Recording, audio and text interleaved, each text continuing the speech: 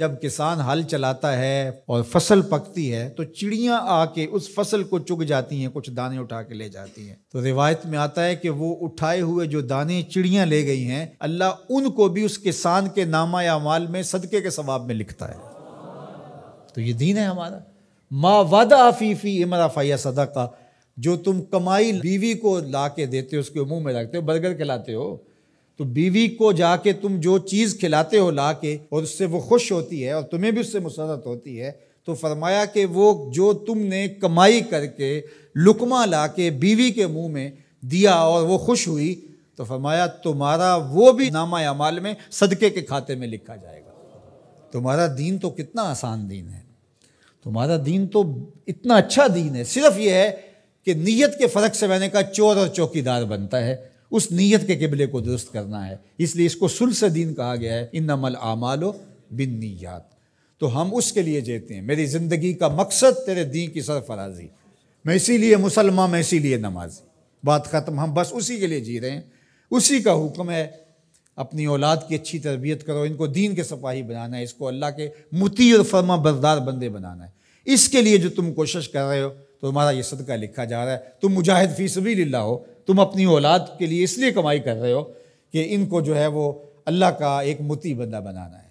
تم اپنے ہمسایوں کے ساتھ اس لیے سلوک کر رہے ہو کہ ہمسائے اور اللہ رسول کا حکم ہے اور میں نے ہمسایوں کے ساتھ اچھا سلوک کرنا ہے۔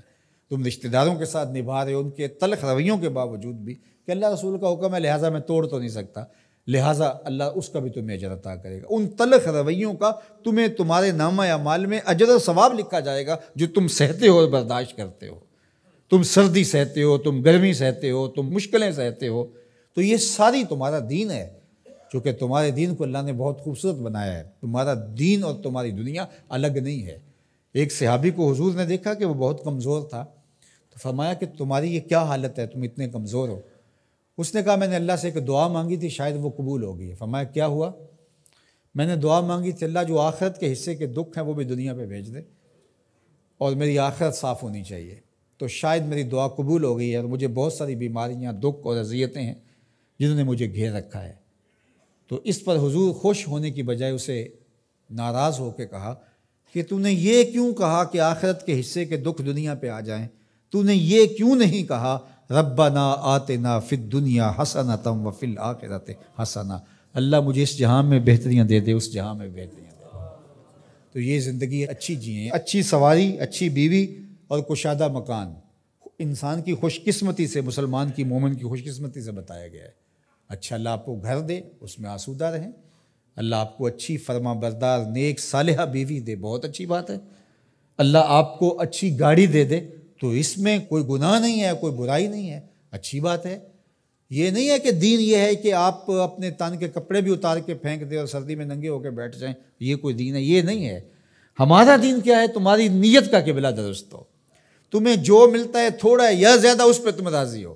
تھوڑا ملے تو پھر بھی مالک تیری مرضی میں اس پہ راضی ہوں، اور زیادہ ملے مالک میں تیری مرضی پہ اور تیری عطا پہ راضی ہوں۔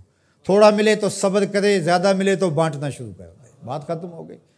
اور کاروبار کرے تو اللہ کی رضا کے لیے جائے، اور بچوں کو ایک اچھی تربیت کی نیت سے گھر سے نکلتا ہے۔ حتیٰ کہ جو کاروبار کرتے ہوئے مشقتیں آتی ہیں، ٹینشنیں آتی ہیں، پریشانیاں آتی ہیں، جھٹکے لگتے ہیں انسان کو، گاہک کے رویے کی وجہ سے کسی نے ادھار لے لیا، وہ پیسے نہیں دے رہا، بار بار اس کو کہنا پڑتا ہے، اس کے سخت اور تلخ رویے ہیں، یہ جو جھٹکے اور تکلیفیں اور جو ٹینشنیں آتی ہیں، اس تاجر کو اللہ کی جانب سے اس کا بھی ثواب عطا کیا جاتا ہے۔